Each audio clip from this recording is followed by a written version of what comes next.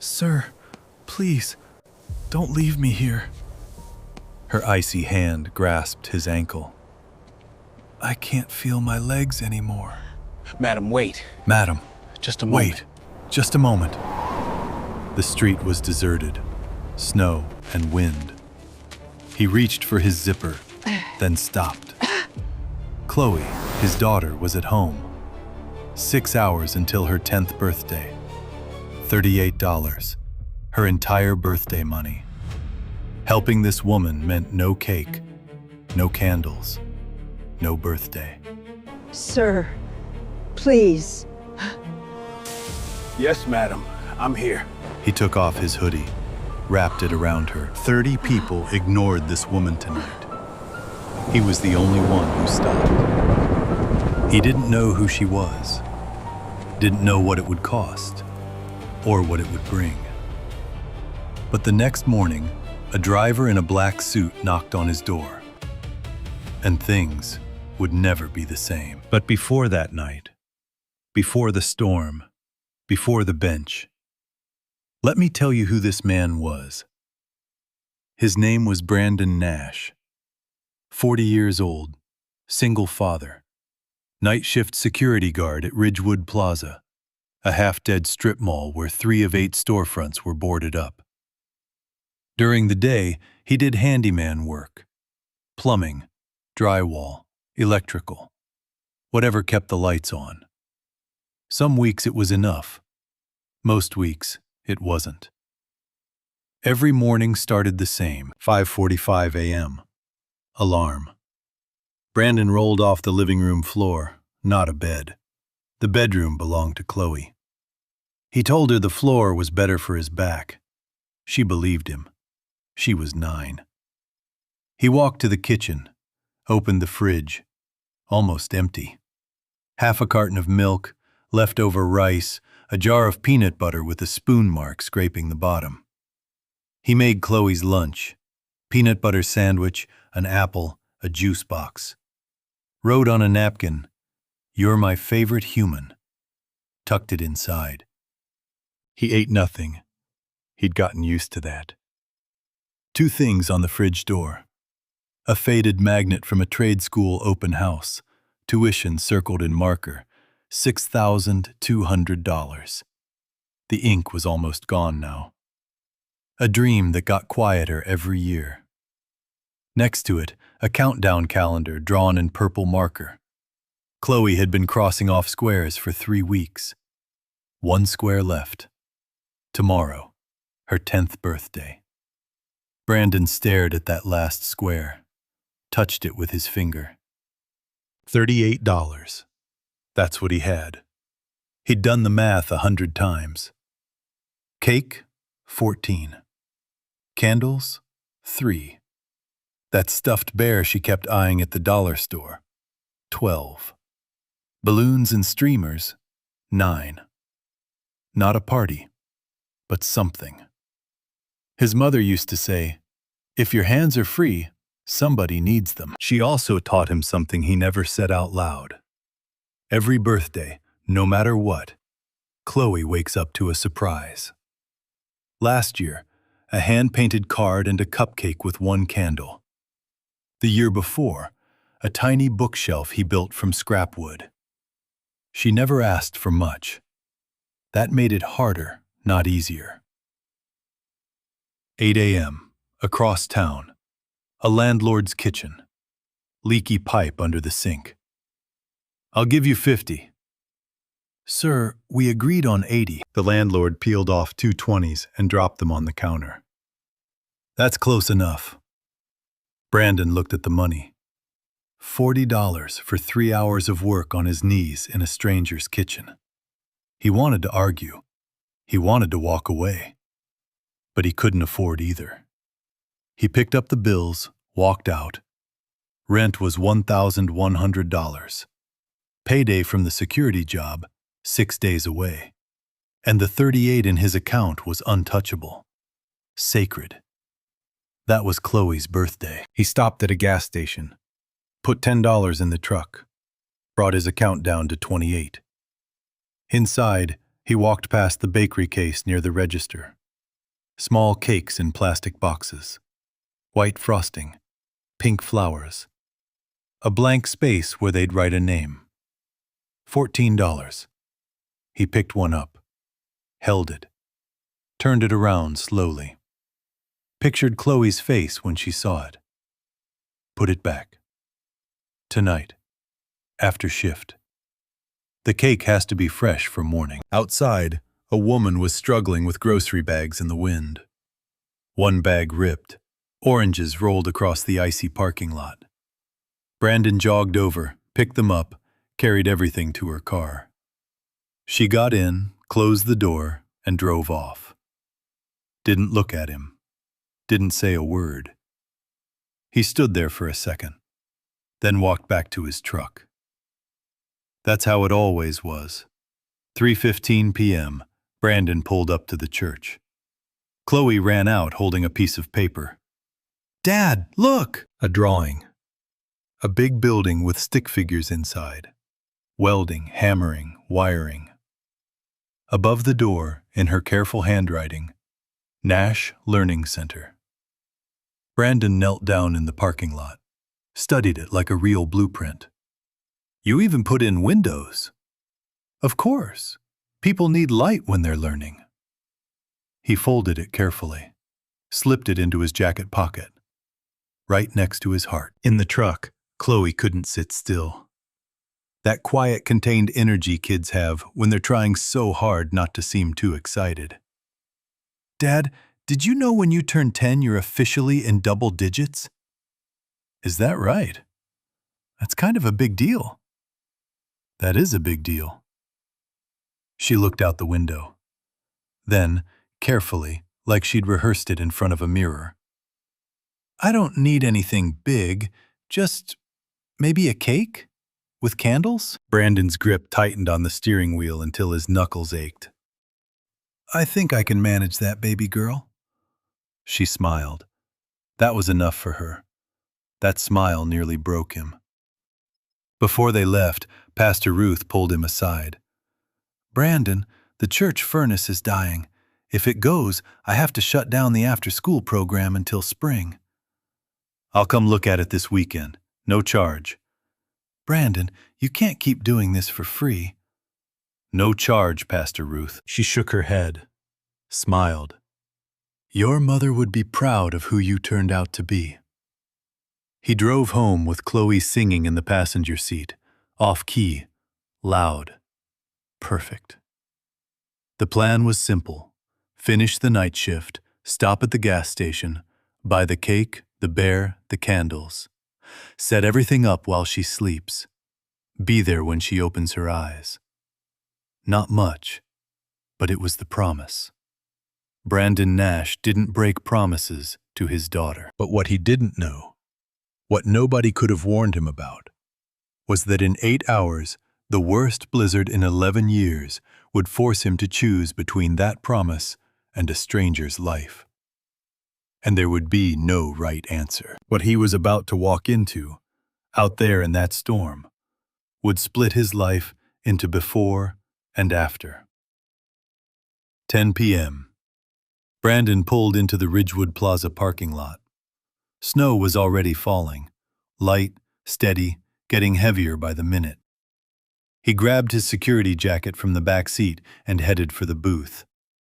Darnell Cooper, his best friend, the barber who ran the only shop still open in the plaza, was sweeping up near the entrance.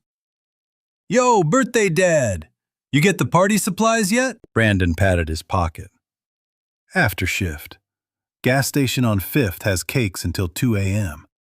I got it all planned out." Darnell grinned. "Double digits. My girl's growing up." He reached into his apron and pulled out a small envelope. "Here, $20. Get us something from Uncle D." "Man, I can't take your—" "It's not for you. It's for her. Take it." Brandon looked at the envelope, took it. $58 now. Maybe he could get a better cake. "Thanks, Dee. Seriously, don't thank me. Just don't let her eat the whole thing before I come over. Darnell zipped up his coat and headed for the door, then stopped. Hey, storm's supposed to hit hard around midnight. Wind chill below 0. Don't be out there playing hero tonight. Brandon shrugged. Just gotta make my rounds. I mean it, B. Stay inside. Darnell left. The plaza went quiet. Brandon sat in the security booth, listening to the radio crackle. Severe winter storm warning in effect. Wind chill advisory. Dangerous, life-threatening cold expected through early morning hours. He looked out at the empty lot. Snow falling faster now. He checked the time. 4 hours until the gas station run. He pictured Chloe waking up. The cake on the table. Candles lit. Her face. 4 hours. That's all. Just get through 4 hours. By 11:30, the blizzard was violent. Brandon couldn't see 20 feet in front of him. Wind howled through the gaps in the plaza walls. Snow piled against the storefronts in drifts. The temperature had dropped so fast, his flashlight felt like a block of ice in his hand. He did his first perimeter walk. Head down, collar up. Security jacket wasn't rated for this kind of cold. He had his hoodie underneath, the only warm layer between him and hypothermia. He passed the bus stop at the edge of the parking lot. Concrete bench. Empty. Snow piling on the seat. He kept walking. One more round, then back to the booth. 12:15 a.m. Second perimeter walk. He passed the bus stop again. This time, something was different. A shape on the bench, dark against the white. He almost didn't see it, almost kept walking, almost wrote it off as a pile of old blankets someone dumped. Then it moved. Not much, a tremor, a slight shift under the snow. Brandon stopped, aimed his flashlight. Not blankets. A person. He moved closer. His boots sank into knee-deep snow with every step. An old woman. White hair plastered flat against her forehead. Thin wool coat soaked completely through. No gloves, no hat, no scarf. Her skin was the color of ash. Her lips had gone past blue into something darker. Ma'am? Nothing. Ma'am, can you hear me? Her eyelids fluttered. Her mouth opened. No sound came out. Then, barely, like a breath with shape, "Help!" Brandon pulled out his phone, dialed 911. Nothing. No signal. He held it up, moved it around. Dead air. The storm had knocked out the nearest tower. He looked around the plaza. Dark. Every shop closed. Darnell, gone. Not a single car on the road. He knelt beside her, touched her hands. They were locked into fists, white-knuckled, frozen around something. A piece of cloth. Cream-colored. Embroidered edges. A gold letter stitched into the corner. He couldn't make it out in the dark. Ma'am, how long have you been out here? Her jaw trembled. I don't know. My car broke down. I walked. I couldn't. Her voice faded. Her head dropped forward. Brandon grabbed her shoulders. No. Stay with me. Keep your eyes open. He looked at the road. 14 miles to Mercy General. His truck was across the parking lot. Gas tank nearly empty. The blizzard was getting worse by the minute. Then he thought about Chloe. Gas station closes at 2 a.m. It's 12:15. If you drive this woman to the hospital, 14 miles in a blizzard on an empty tank, you burn the gas, you miss the window, you spend the money. There's no birthday, no cake, no bear, no candles. You break your promise. He looked at the woman. Her breathing was shallow. Her eyes were closing. But if you don't, she dies. Right here, on this bench, tonight. Ma'am, I'm going to pick you up now, okay? No answer, just a faint nod. I need you to hold on to me. He reached for his hoodie zipper, the last warm thing he had. And he made a choice. He made a decision in that moment, the kind that costs you something you can't get back. Brandon unzipped his hoodie, pulled it off. The wind hit his bare arms like a wall of needles. He wrapped the hoodie around the woman's torso and zipped it tight. All right, I got you. Hold on. He slid one arm under her knees, the other behind her back, and lifted. She weighed almost nothing, like carrying a bundle of wet cloth. Her head fell against his shoulder. She was shaking so hard her teeth rattled. The parking lot was a white ocean, snow knee-deep, wind pushing against him like a hand on his chest. He couldn't see the truck, just the faint outline of the security booth light somewhere ahead. He took one step, then another. His boots sank deep with every stride. Snow filled his shoes. His arms burned. His fingers were going numb. Halfway across, his foot hit a patch of ice under the snow. He went down, one knee, hard. The woman slipped. He caught her, pulled her back in, kept going. Almost there. We're almost there, ma'am. She didn't respond. Her shaking was slowing down. That was bad. That meant her body was giving up. He reached the truck, yanked the passenger door open, set her inside. The window on that side was sealed with duct tape. No wind, at least. He pulled Chloe's soccer blanket from the back seat and wrapped it around her legs. He ran to the driver's side, turned the key. Nothing. Come on. Again. The engine coughed. Died. Come on. Not tonight. Please. Third try. A sputter. Fourth try. The engine caught. The truck shuddered to life. The heater groaned.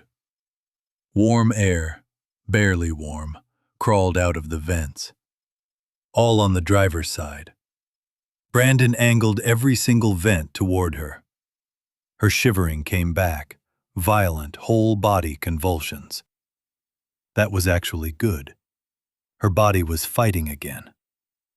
Then she spoke. Not a plea, not a whisper. An instruction. My left coat pocket, pill bottle, one tablet, under my tongue. Now. Brandon blinked. Her voice had changed. Even through the chattering teeth, even half frozen, the tone was different. Clear, direct, like she'd given orders her entire life, like people listened when she talked. He didn't question it. He reached into her left pocket, found a small prescription bottle, nitroglycerin, heart medication. One tablet? One, under the tongue. Don't crush it. He opened the bottle. His hands were shaking so badly, he almost dropped it. He placed the tablet under her tongue with 2 fingers. She closed her eyes, breathed. Thank you, she said quietly. Then, drive. Brandon looked at the gas gauge. The needle was below the orange line, blinking. He needed gas to make it to Mercy General, 14 miles through a blizzard on unplowed roads. He looked at the woman, looked at the gauge. You know what this means. He pulled out of the parking lot and drove 2 blocks to the gas station, the only one still open. He sat in the truck for 3 seconds, staring at the pump. Then he pulled out his debit card and got out. The wind nearly knocked him sideways. He jammed the nozzle in and watched the numbers climb. $10. 15. 22. He stopped at 22. He got back in the truck, Opened his banking app, cashed from earlier. Balance $16.42. 28 minus 10 for gas this morning. Minus 22 just now. $16.42. Plus Darnell's 20 in cash. Chloe's birthday. The cake, the bear, the candles, the balloons. It cost 38. He now had 36.42. Not enough. And he still had to get to the hospital and back. He stared at the screen, the little number glowing in the dark truck. Her birthday money. That's what you just spent. Her cake, her bear, her candles. He put the truck in drive. He didn't say a word. The highway was a nightmare. Snow so thick the headlights only cut 5 feet ahead. No plowed lanes, no tire tracks, just white in every direction. Brandon drove at 15 miles an hour, both hands locked on the wheel, leaning forward like those extra 2 inches would help him see. The truck fishtailed on a curve. The back end swung wide. Brandon's stomach dropped. He corrected, barely. The woman grabbed the dashboard, hard. Her grip was firm, stronger than a 74-year-old woman half dead from hypothermia should have been able to manage. She didn't scream, didn't gasp, just one word. Steady. Brandon glanced at her. Even now, soaking wet, wrapped in a stranger's hoodie, shaking under a child's soccer blanket, there was something in her face, something calm, something used to being in control, even when everything was falling apart. He focused on the road, kept talking to keep her conscious. "What's your name, ma'am?" A pause. Then, "Eleanor." "I'm Brandon. Eleanor, stay with me, okay? Talk to me. Tell me anything." Silence for a long moment. Then, quietly, "I built something. A long time ago. From nothing." Her eyes drifted toward the snow outside. "Sometimes I wonder if it was worth what it cost." Brandon didn't push. He just said, "Anything worth building costs something." He meant it in a way she didn't understand yet. Right now, what he was building was her chance to survive. And what it was costing him was a 10-year-old girl's birthday. They passed a massive construction billboard. A single floodlight lit it up through the storm. Big letters. Whitfield Enterprises. Building communities since 1981. Brandon's eyes stayed on the road. He didn't look. Eleanor did. Her expression changed, just for a second. Something private, something heavy. Then it was gone. Mercy General, 1:08 a.m. Brandon pulled up to the emergency entrance and carried Eleanor inside. A nurse rushed over with a wheelchair. "Her name's Eleanor. She was outside for at least an hour, maybe more. She has a heart condition. Took nitroglycerin about 20 minutes ago." They wheeled her away. A nurse behind the desk called out, "Sir, are you family?" "No, ma'am. I just found her. We need a $30 copay for uninsured walk-ins." Brandon stood there. $30. He had $16.42 on his card and $20 cash from Darnell. He reached into his pocket, pulled out the 20, put his card on the counter. Split it. 20 cash, 10 on the card. $6.42 left. $6.42 on his daughter's birthday. No cake, no bear, no candles, no surprise. The promise, broken. He sat in the waiting room. Wet security jacket, no hoodie. Hands raw and red.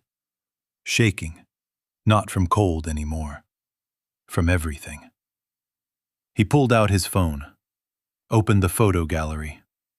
Chloe's face filled the screen, grinning, holding up her countdown calendar. 9 squares crossed off, 1 left. It was past midnight. It was officially her birthday, and he had nothing to give her. He waited an hour. A nurse came out. "She's stable. Hypothermia is responding to treatment. She's going to be okay." Brandon nodded, stood up. His legs felt hollow. He saved a life tonight, and it cost him everything he had. He walked out of that hospital with $6.42 and a broken promise. He had no idea that someone inside was already making a phone call that would change everything. But before he left, a nurse stopped him. "Sir, she's awake. She's asking for you." Brandon almost said no. He was tired, soaked, empty in every way a person can be empty. But he turned around and walked back in. Eleanor was propped up in the hospital bed, IV in her arm, color returning to her face. She looked small under the white sheets, but her eyes were sharp, awake, scanning him the way someone scans a room before making a decision. "Brandon, sit down." He sat. "Tell me about yourself." "Not much to tell, ma'am. I'm a security guard. Do some handyman work on the side." "Family?" "A daughter, Chloe. She's 9. Well, 10 now. Today, actually." He said it before he could stop himself, then looked away. Eleanor caught it, the shift in his face, the way his voice cracked on today. "What's wrong?" "Nothing. She's fine. Everything's fine." He wasn't going to tell her. He wasn't going to make a dying woman feel guilty about a birthday cake. That wasn't who he was. Eleanor reached for her purse on the side table. A nurse had brought it in with her belongings. She pulled out a checkbook. "Let me pay you for what you did tonight." "No, ma'am." "Brandon, I didn't do it for money. I did it because you were out there and nobody else stopped." She held the checkbook in the air for a moment, then lowered it. "Most people would take the check." "I'm not most people." She looked at him, a long, careful look. 50 years of reading people, reading boardrooms, reading deals, reading lies. She knew he was hiding something, a cost, a weight. He wouldn't say what it was, and that, to her, said more than any words. She put the checkbook away. Then she pulled out a business card from her wallet. Plain, simple, a name and a phone number. No logo, no title. "If you ever need anything at all, call this number." Brandon took it, glanced at it, slipped it into his wet jacket pocket without reading it. "Get some rest, ma'am. I'm glad you're okay." He stood up, walked to the door, stopped. "Eleanor?" "Yes?" "Stay warm." She almost smiled. He left. The storm had passed. The roads were buried but quiet. Pre-dawn gray, that thin, cold light before the sun decides to show up. Brandon's gaslight was blinking again. He coasted on fumes, nursing every last drop. He passed the gas station on 5th, pulled in, walked inside.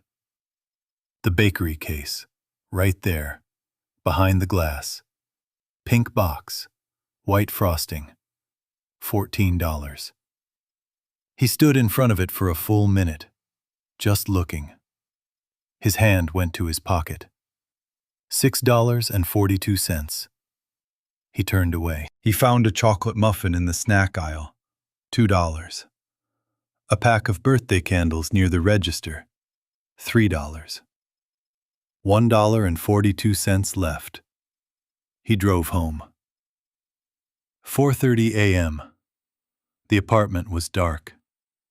Chloe was asleep on the pull-out couch, one arm hanging off the edge, mouth slightly open.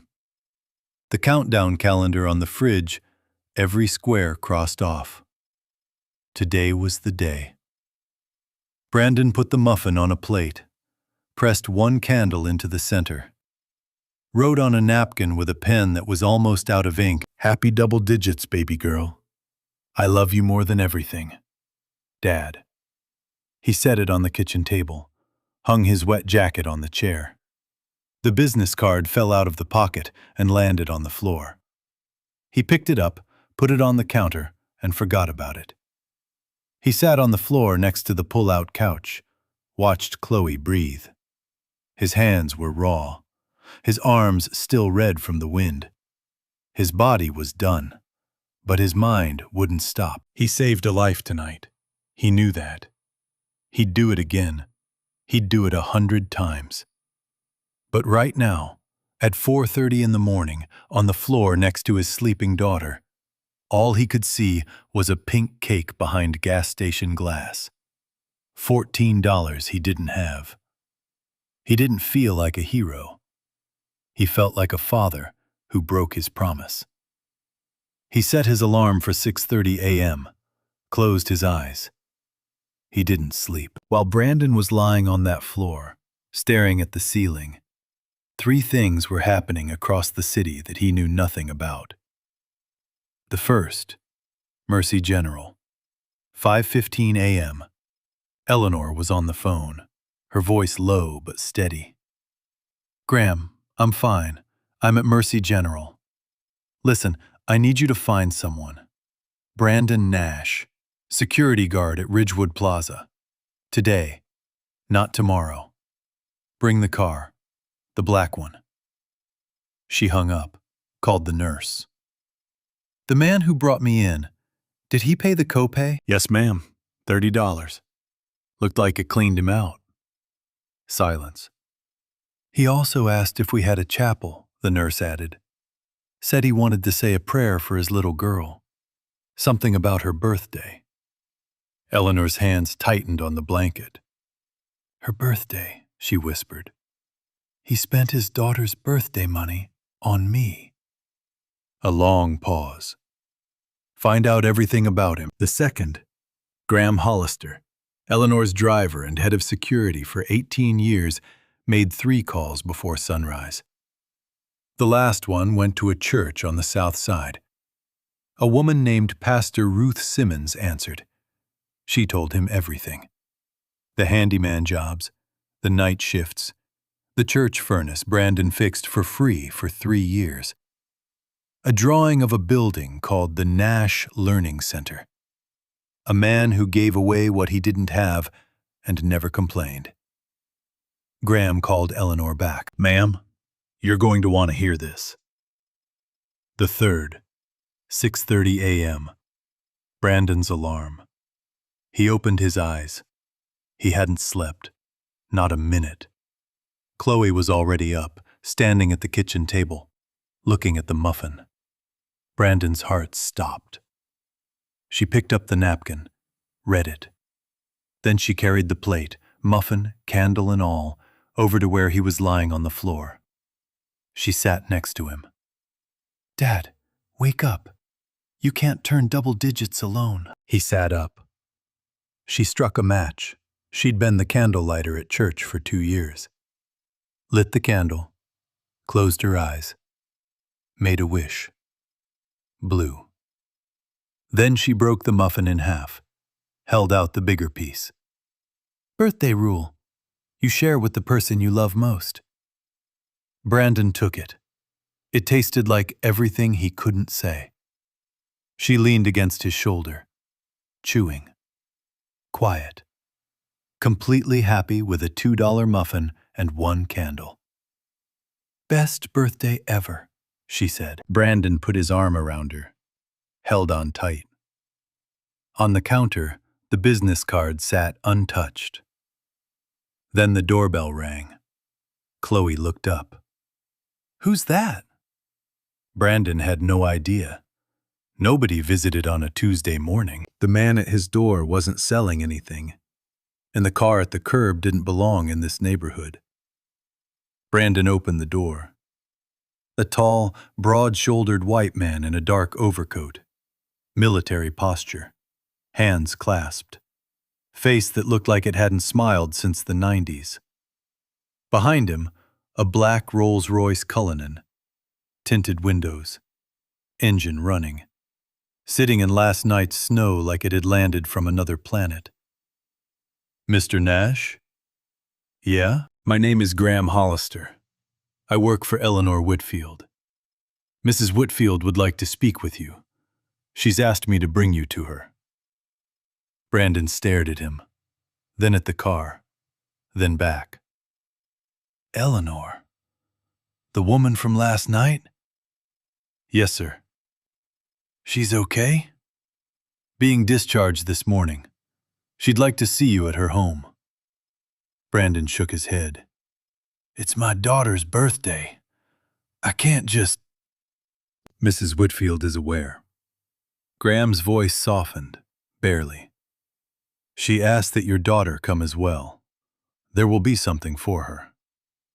Behind Brandon, Chloe appeared in the doorway, muffin crumbs on her shirt, eyes locked on the Rolls-Royce.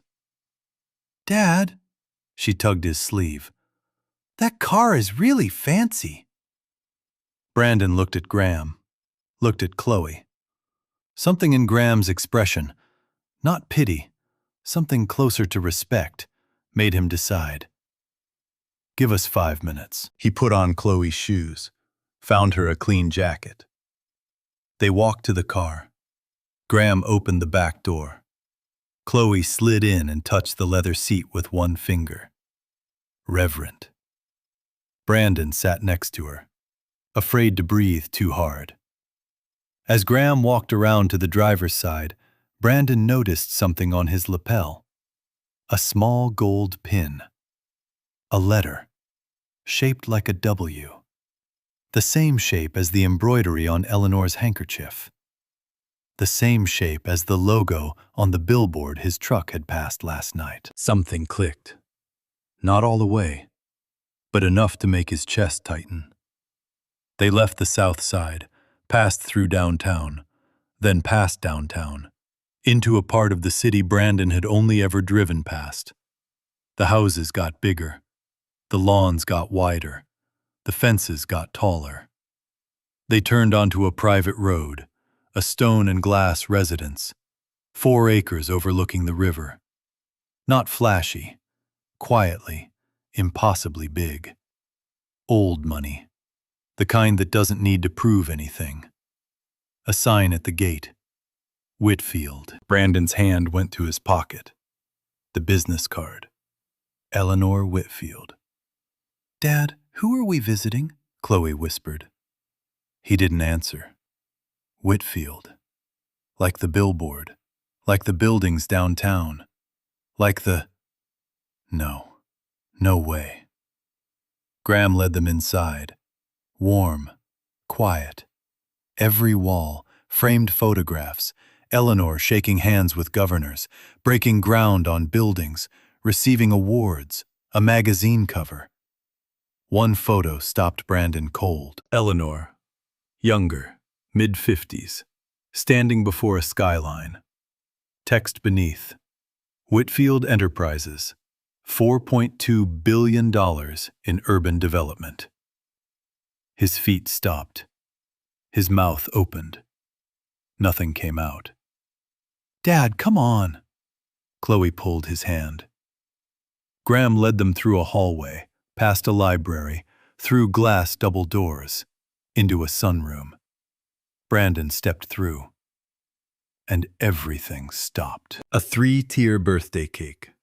White frosting, pink flowers, Happy 10th Birthday Chloe in elegant script. Balloons in every color, wrapped presents with ribbons, a handmade banner. And Eleanor, cashmere sweater, warm smile, standing in the middle of it all. Chloe froze in the doorway. Her mouth opened. No sound. Brandon froze behind her. He saw the cake. White frosting, pink flowers, The exact same style as the one he'd stared at through the gas station glass at 4:30 this morning. His vision blurred. Eleanor walked toward them, slowly, joints still stiff from last night. She lowered herself to Chloe's eye level. "You must be Chloe. I'm Eleanor. Your father saved my life last night, and I hear it's your birthday." Chloe looked up at Brandon. He couldn't speak. She looked back at Eleanor. "My dad helps everybody," she said. Simple, quiet, like the sky is blue. Eleanor's eyes filled. She blinked once, hard, stood up, turned to Brandon. You're that Whitfield?" His voice cracked. "Whitfield Enterprises?" Eleanor nodded. "My car broke down near Ridgewood last night. I was inspecting a development site. My driver was circling back when the storm hit. Phone died. I walked to the nearest bus stop, and 30 people walked past me." She paused. "I counted, Brandon. 30. Some looked right at me. An old woman in a cheap coat on a bench. Not one stopped, except you, on your daughter's birthday, with your last $38. Brandon's chest caved. She knew. She knew everything. "A nurse told me you asked about a chapel. Graham called your pastor. Ruth told me everything."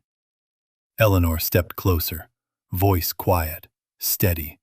The voice of a woman who had built an empire, but still recognized something she couldn't build. "I've spent 50 years building things, Brandon.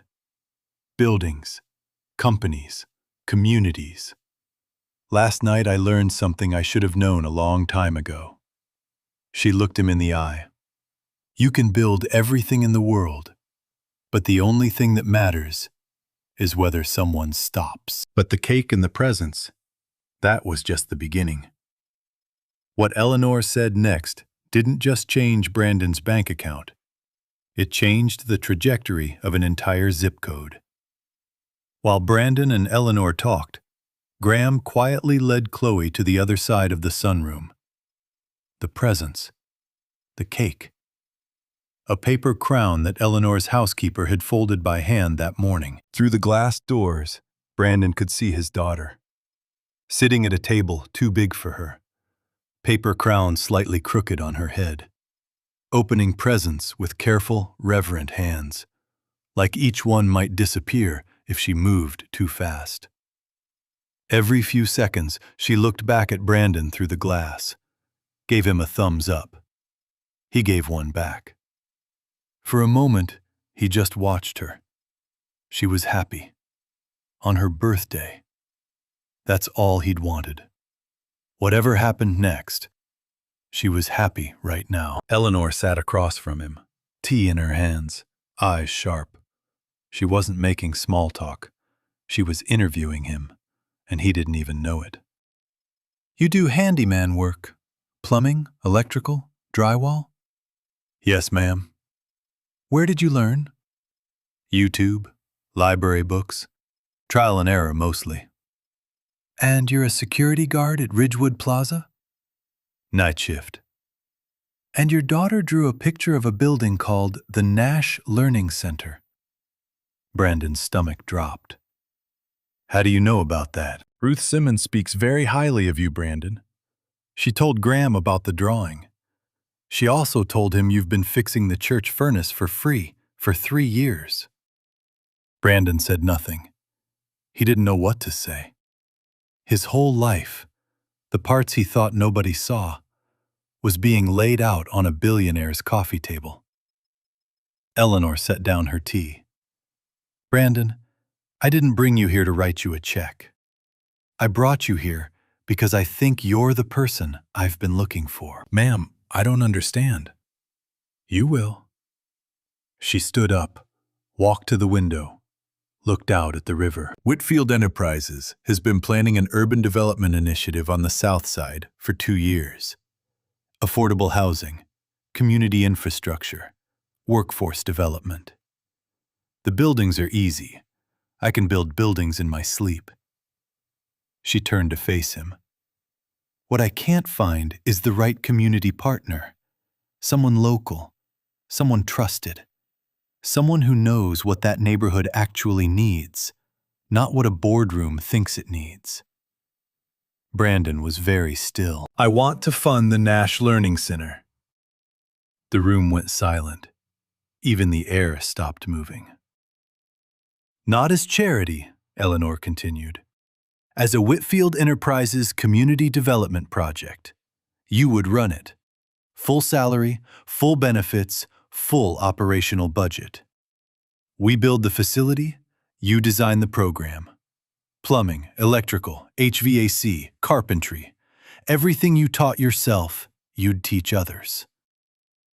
Brandon opened his mouth, closed it, opened it again. Nothing. Eleanor kept going. She wasn't guessing. She had numbers. $2.5 million for the facility build-out. $800,000 annual operating budget.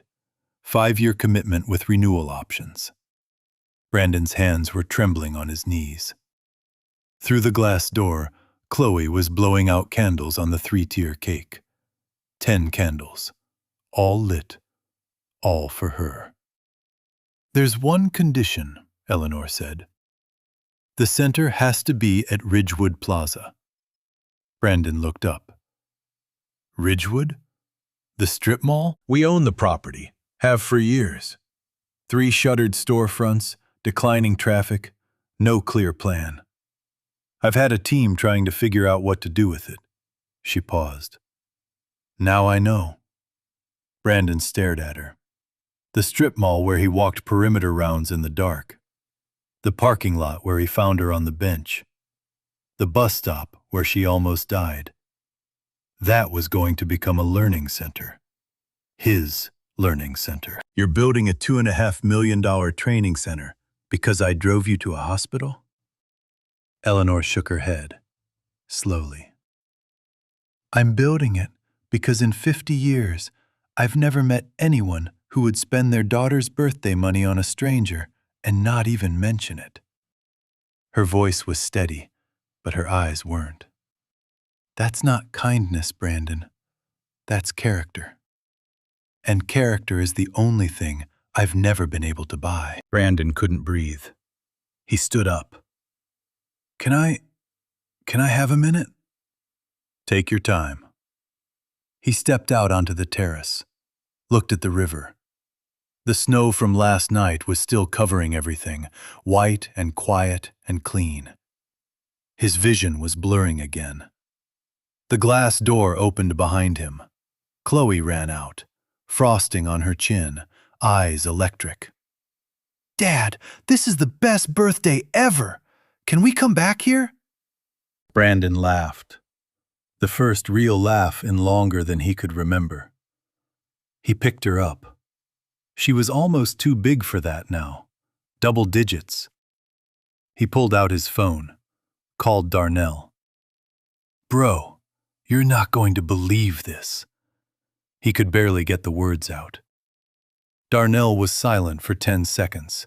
Then, Brandon, are you serious right now? Dead serious. You carried a billionaire through a snowstorm. I carried a person, D. I just carried a person. He went back inside, looked at Eleanor. I have one question. The people who graduate from this program, will they get real certifications? Real job placement? Not just a piece of paper? Eleanor smiled.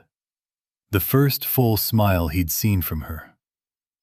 Licensed certifications, union partnerships, guaranteed interview pipelines with every Whitfield contractor in the state. Brandon nodded. Slow, steady. Then yes, I'm in. They shook hands. Eleanor's grip was strong, the same grip that had grabbed the dashboard in his truck last night. Your mother raised you right, Brandon. He didn't ask how she knew about his mother. He was sure Pastor Ruth had told Graham everything. Behind them, through the glass, Chloe was drawing on the back of wrapping paper with a marker she'd found. She held it up to the window so Brandon could see. A building, stick figures inside, a sign above the door, Nash Learning Center. For real this time. Within 6 months, the neighborhood Brandon Nash grew up in looked nothing like it used to. It started with demolition. The 3 shuttered storefronts at Ridgewood Plaza came down first. Plywood walls, rusted gates, faded "for lease" signs nobody had called about in years. All gone in a week. Then the building went up. Steel framing where empty windows used to be. New electrical through walls that hadn't seen power in a decade. Plumbing, insulation, drywall, fresh concrete over cracked asphalt. New signage over the entrance. Big, clean, impossible to miss. Nash Learning Center, a Whitfield community initiative. Darnell's barbershop stayed. Right in the middle of it all. Same chair, same clippers. Except now, instead of empty storefronts, he looked out at a welding lab, an electrical training suite, a carpentry workshop, and a community resource office. "Man," he said, standing in his doorway on day 1.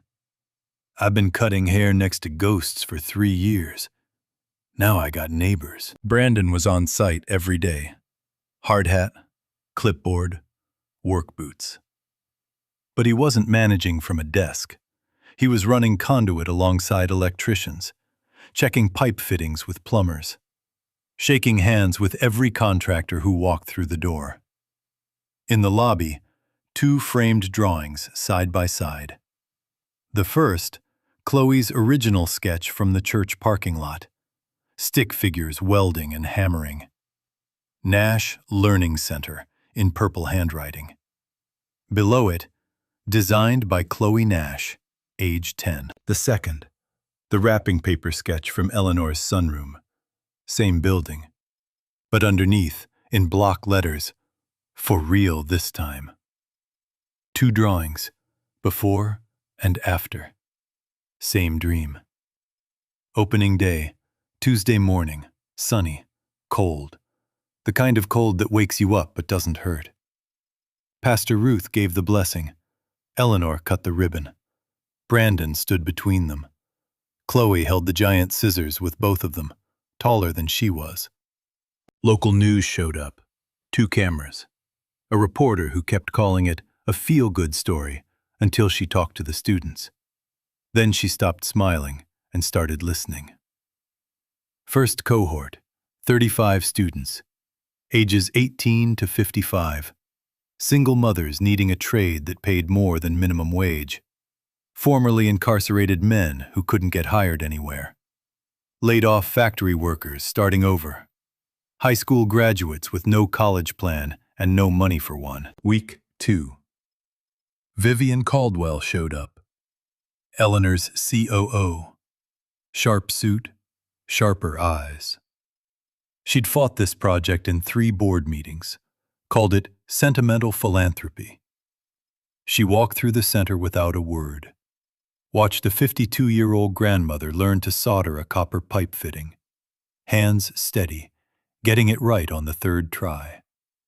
Watched a 19-year-old dropout pass his first electrical safety exam. Score, 94.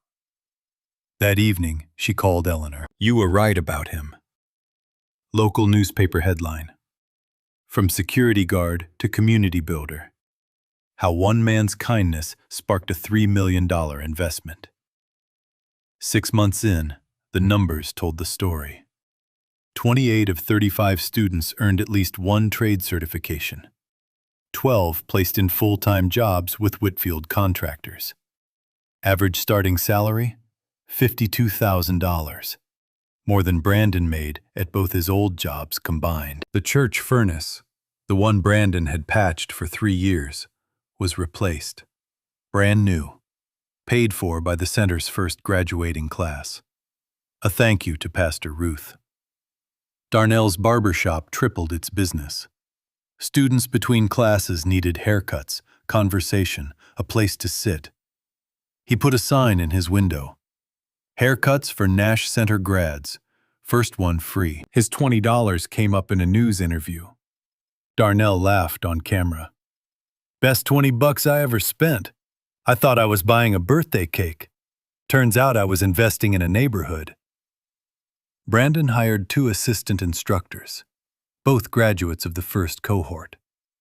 Eleanor visited once a month. She and Brandon walked the hallways. She asked sharp questions. He gave honest answers. They argued about paint colors, agreed about everything else. On the wall of the main hallway, 2 objects in glass cases side by side.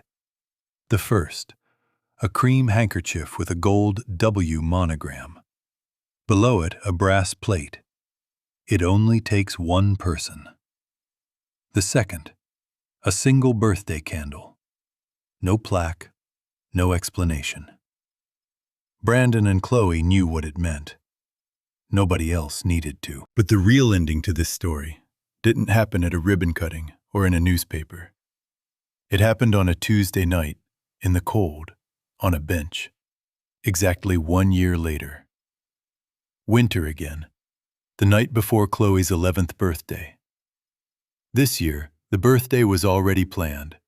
A real party, school friends, a cake from an actual bakery, 3 layers, purple frosting, sparkler candles.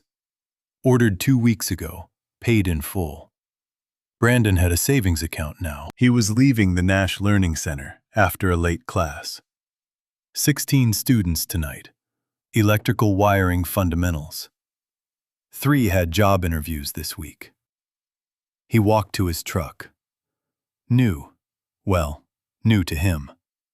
Modest. Reliable. Heat on both sides. Both windows sealed. He passed the bus stop. The same bench. The students had bolted a plaque to the armrest last month. The bench where it started. Someone was sitting on it. A young man, early 20s, thin jacket, staring at a dead phone. Brandon stopped. He recognized the look. Not the face, the look. Someone sitting too long because they have nowhere else to go. Hey, you all right? The young man looked up, guarded. The kind of tired that sleep doesn't fix. Bus stopped running. Yeah, it does that. You need a ride? You don't have to do that. I know I don't.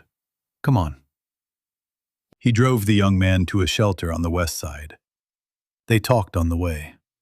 His name was Travis, just out of a difficult situation. No job, no family nearby, no plan. Brandon reached into the glove compartment, pulled out a card, not Eleanor's, his own. Nash Learning Center, Brandon Nash, Director. Monday morning, 9 o'clock. We'll figure something out. Travis looked at the card, looked at Brandon.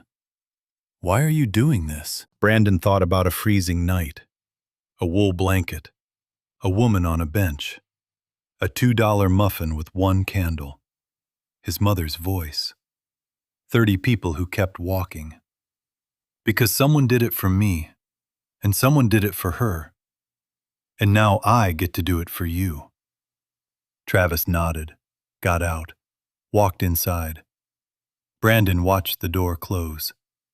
Then he drove home, to Chloe, to the purple cake in the fridge, to the birthday already paid for, to the life that started with $38 and a choice. The snow kept falling, quiet, steady, covering everything that came before and leaving the world clean. So that's Brandon's story.